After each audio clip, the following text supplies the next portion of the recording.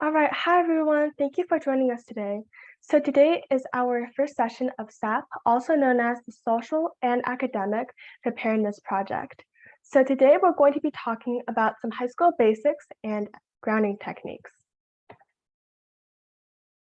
So first of all, my name is Teresa Gu, but I go by Terry casually. So I am a rising junior at Academy of the Canyons. Here at Cheer, I'm the Director of Activities. I'm the VP of Education at a nonprofit organization called Math Matters, where we help guide students from K to 12 on their academic journey. I'm also the president of a community service project called Music Magically. In Music Magically, our goal is to help people from underprivileged communities to still have access to playing music and enjoying its fun. I'm also an ambassador Girl Scout in the multi-level troop. When I'm with my fellow Girl Scouts, we'll take time to guide some of our younger Girl Scouts through their own Girl Scout journey and through their own projects to help our community. I'm currently pursuing an associate's degree in social sciences, and I'm heavily leaning on my psychology classes. I'm really interested in developmental psychology as it truly does relate to so much of the work that I do.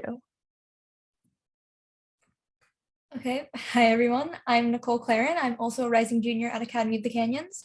At AOC, I'm president of the Creative Writing Club, and I'm also secretary of the Science Club. In these positions, I lead students through activities, meetings, and I also help coordinate our Science Olympiad team. So I'm used to teaching and presenting to a group of students.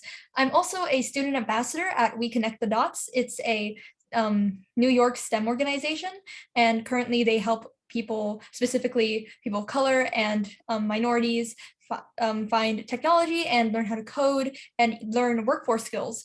Right now, they're helping 18 through 24-year-olds enter into the tech field by teaching them basic tech skills and giving them work level experience. I'm also an outreach and media team for National Youth Week USA.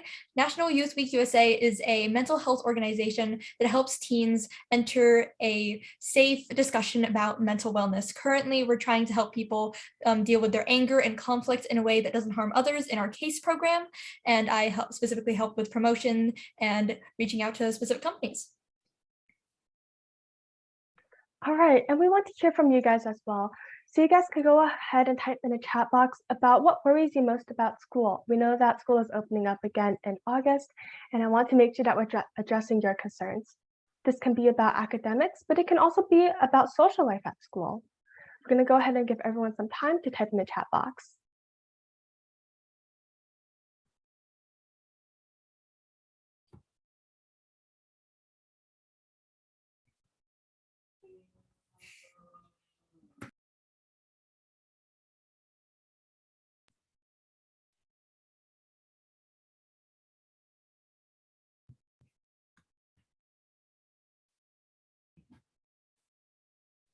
All right, I see that someone in the chat box mentioned homework.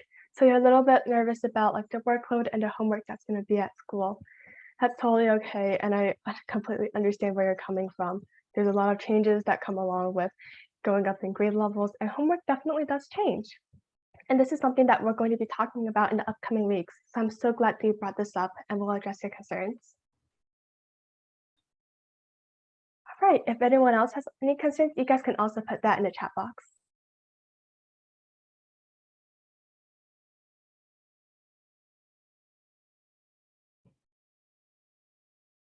All right, if not, then we're going to be moving on to the bulk of our content today. Okay, so if you want to start taking notes, now is the time to start because this is where the information comes in. So first off, we'll start with some high school basics for our first meeting, some vocab that you need to know as you're choosing which classes to take, which career path you want to try to pursue during high school, and just in general, what the heck high school is. So first off, we have AP classes versus honors classes. Now, both of these are advanced placement classes and they do raise your GPA. So they're counted as higher level classes in your transcript. But the main difference is that the AP classes are considered college level classes and can potentially earn you college credit, but that is potentially. At the end of your AP course, you will get an AP exam around May, and it's going to cover all of the material that you learned in your AP class. But if you don't score high enough on this AP exam, then your college credit goes down the drain. Some of the colleges do not accept college credit if you do not score high on your AP exam. So if you don't get that college credit, then it's still a good class to have. It just means you don't get your college credit. It is also usually a year long because it is very advanced and very rigorous. And some schools have a placement exam for AP classes because they're such in high demand, and they're also not as widely available because honors classes. So there may be a placement exam, so your position might not be locked in. Whereas honors classes, they're also advanced placement, but they're a lot less than AP classes. They still dive deep into the material, but they're not run by the College Board, and the curriculum is most likely decided by the teacher teaching the honors course, so they potentially know more than someone teaching an AP course. They're also quicker. They usually run around a semester, and they have a wider variety of courses. For example, there's Honors Music 1 and then Honors Music 2. You could decide how far down you want to go down the honors path with a specific subject. AP classes don't usually allow that. And now we have the ACT versus the SAT. They are both giant tests that are used for college admission, but with some colleges, they are test blind. I know a lot of the UCs recently went test blind with the pandemic. That means that they don't look at your ACT or SAT scores when considering your application. However, these are still good tests to take because who knows, you could go to a college that does actually look at those scores. So first off, the ACT has a science section that the SAT doesn't. The ACT also has an essay that is optional. So if you perhaps are not strong in essay writing, you might want to go with the ACT. They also allow calculators for all math problems on the ACT, whereas the SAT, there's a specific calculator and no calculator section.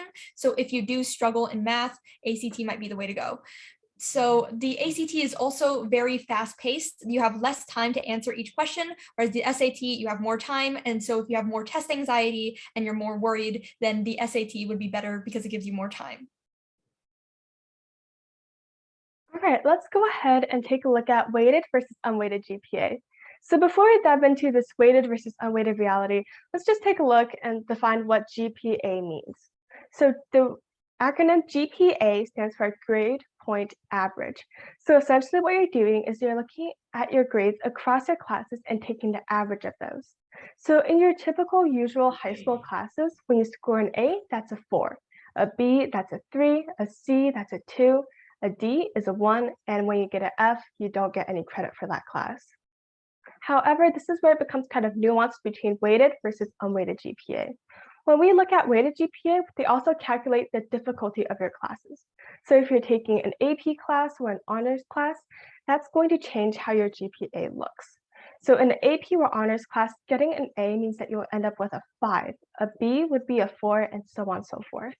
So whenever we're looking at weighted GPA, it takes into account how difficult your class is, which is why you'll see someone with a GPA that is above a 1.0. However, regardless of the classes that you take, whenever we look at an unweighted GPA, the max would be 4.0. And you can see a more detailed chart on the side that shows a little bit more nuanced scores between the letter grades.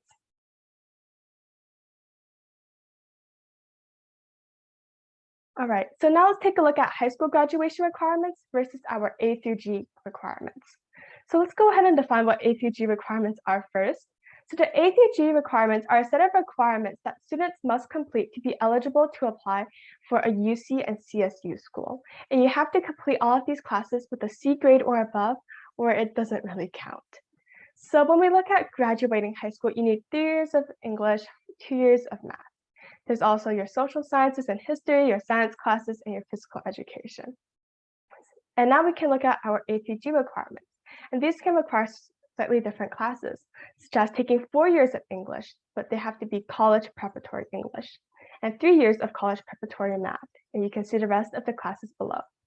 And one thing that you can notice between the graduation requirements and your APG requirements is that for your APG requirements, they typically take a bit more time, and the courses can be a little bit more rigorous. So it does depend on what your goals are.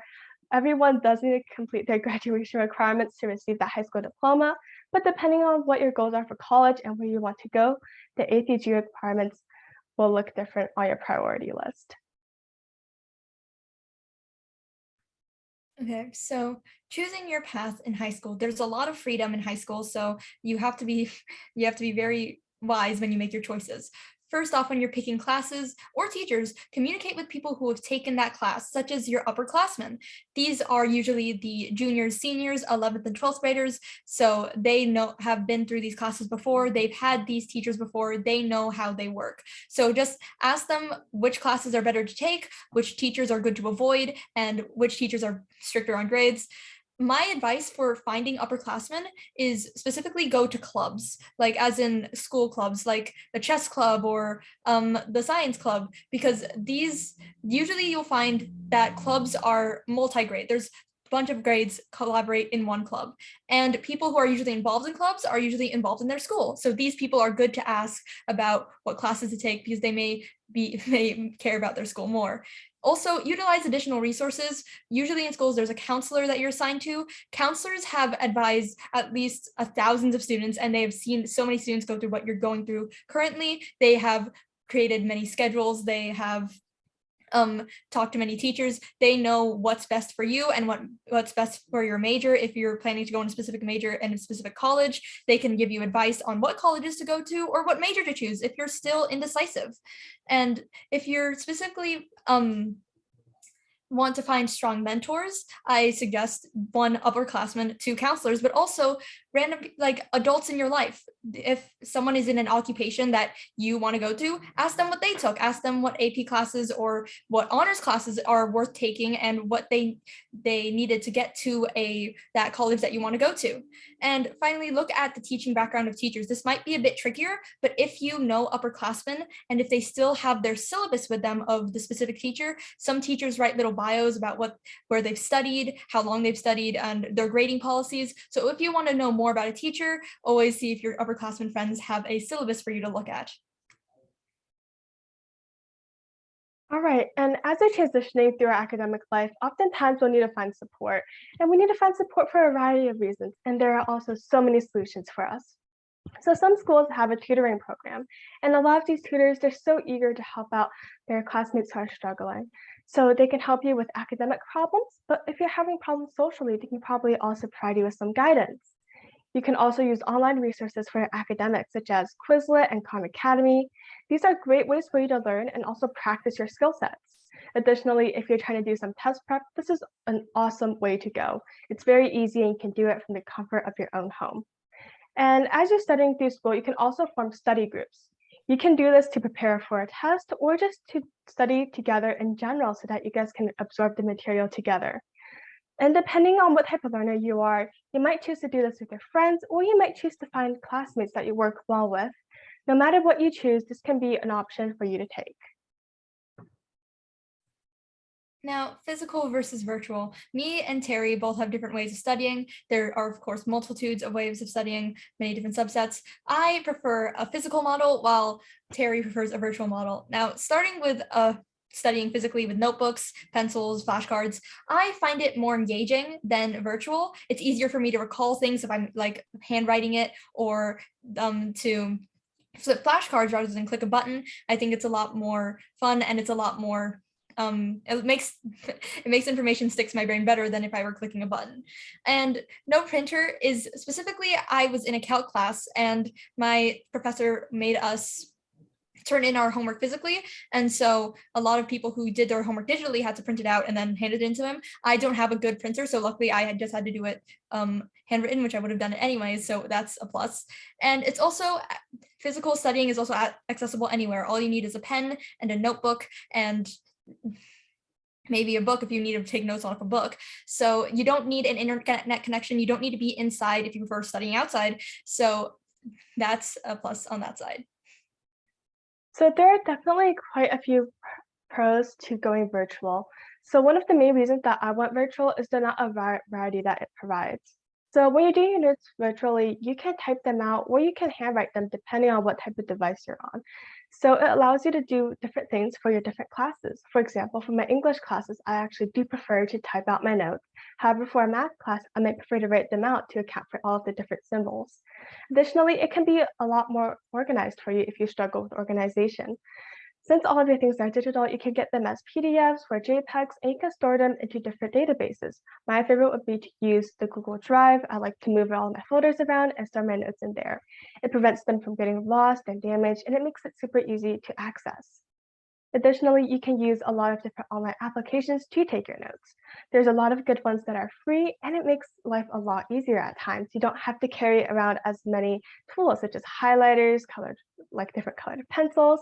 You can do it all online since they have so many different choices for you to use.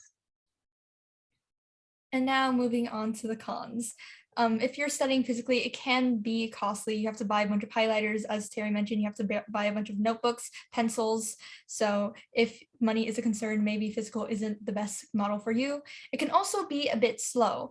I noticed when I was taking physical notes that whereas my friend who typed it, I wasn't able to write down as much information as her, but I was able to retain more because it is better for me and more engaging. So it was a bit more slow, but in the long run, I remembered more. And organization, stacking a bunch of folders and binders and pencils in your backpack can be heavy and also hard to find. So unless you're really good with organization, that might not be a con for you, but it was definitely a struggle when I was trying to find things out of my backpack. So when you're looking at ritual supplies and stuff, you typically do need internet access depending on what type of applications you use. There are ways to bypass it, but you'll probably have to go out of your way. Additionally, when you're using your devices, some people will feel distracted. Now, this doesn't quite apply to everyone, but if it's something that you're concerned about for you, you will have to go out of your way to use settings and stuff to make sure that it works best for you. Like Nicole mentioned, you do need a printer to turn in your work if your professor is demanding it physically. So that's something that you need. You need a reliable printer to do so if that is required of you. All right, so now we're going to look at our wellness portion of our presentation. So today we're going to be looking at grounding. Now, the overall definition of grounding is to realign your energy by reconnecting to the earth. However, for our purposes, we're going to be using a slightly broader definition. We're just going to be focusing on realigning our energy and finding peace within ourselves. I know that it's not always available to someone to look at plants or to physically touch the ground and soil that's outside. So we want to make sure that this is accessible to everyone and everyone can partake in this. So when you're in high school with a lot of classes, a lot of teachers, a lot of homework, obviously you may get overwhelmed. So this section is primarily to help you deal with all that stress and learn techniques to help you ground yourself. So our first technique is the 5-4-3-2-1 technique. It reminds you of your surroundings, especially during tests when you're struggling and you're anxious and you don't know and you can't answer the next question because you can't think straight. This helps you remind yourself you're in a classroom. It's fine. These are my surroundings. So first off, take a minute to just name off 5 things around you that you can see. And then after you find 5 things that you can see, find 4 things that you can physically touch.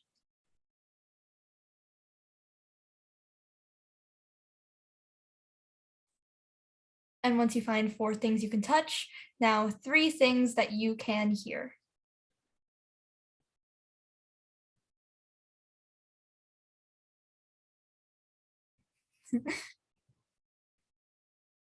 And if you want to interact with the chat box to name things that you can see, touch, hear, feel free. So now we're going to focus on 2 things you can smell.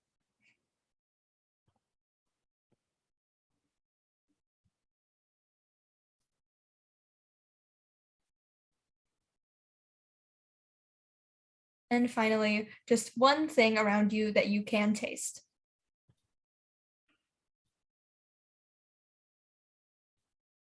And after doing this exercise, you'll be more aware of what's around you and be able to live in the present moment rather than worrying about stressing about things in your mind. Another technique that we're going to be looking at is anchoring phrases. So whenever you're doing anchoring phrases, you're essentially repeating positive phrases to yourself. And this is very similar to positive affirmations. So one example of this is someone saying, I am calm and collected. Now, depending on who you are, you might use a longer phrase, or you might be using a shorter phrase. However, there are a few guidelines to creating our own anchoring phrases. We typically want to avoid using negative words in our anchoring phrases, right? And even if you're saying you're not something, right, you're not a negative word, you want to find that positive side of it. So you might say something like, I am smart, right, or I am kind, so that you're bringing these positive words to yourself and you're defining yourself in a positive way. I'm going to go ahead and let everyone take a minute to think about what positive phrase or anchoring phrase they would like to use.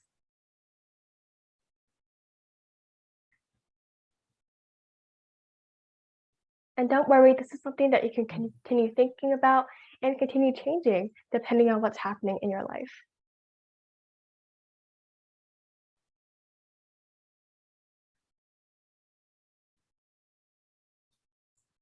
Now, obviously, we're not telling you to abandon your computer and go into nature, but whenever you have the chance, or if when you're just feeling overwhelmed and stressed from homework at home, just step outside and remind yourself that the world is beautiful. There's a wide variety of flowers, trees, just anything outside that reminds you that the world is so large and so much bigger than that math test next week. So remind yourself and go into nature to feel more connected with the earth and give yourself a breather. And we completely recognize that this can be difficult sometimes, but there is a way for us to experience this within our own minds. I know that sometimes if you're studying late at night and you're like, oh no, I'm a little bit stressed, I'm a little bit panicked, it can be hard to walk out, at 11 p.m. at night. That's typically not safe. But we can also imagine our own happy places. So whether it be you have your own imaginary happy place, or you can look at images of these beautiful landscapes and create this imagery in your own mind. This can still bring you a sense of peace, and it can also be a very nice way to de-stress. All right, so we just talked about a lot of different grounding techniques.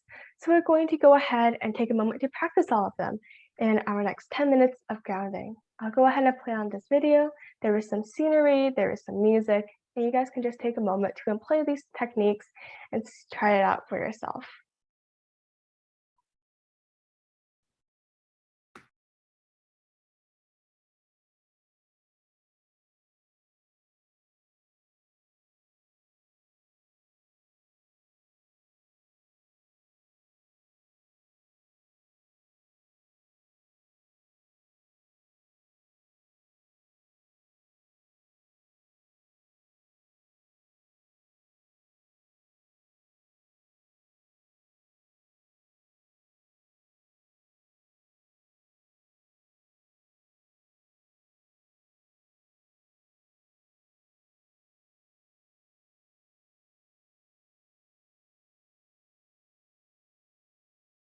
I realized, can you guys hear the audio on that music? Okay, I will reshare my screen. I'm so sorry, give me a moment.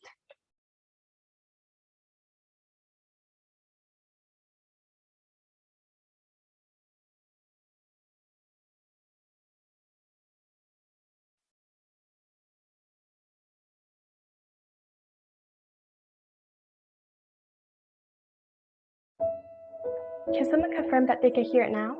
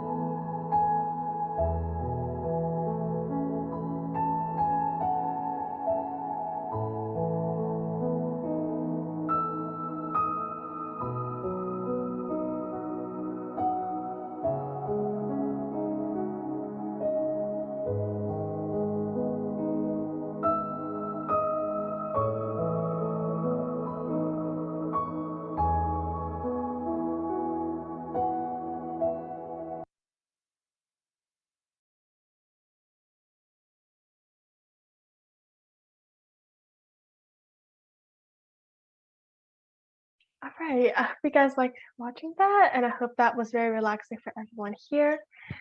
I hope you guys also got to apply some of the tactics that we just talked about. So,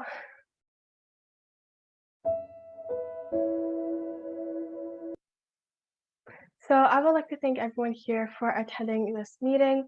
I'm so glad that you guys are out here to listen to us talk about what we're doing here at SAP.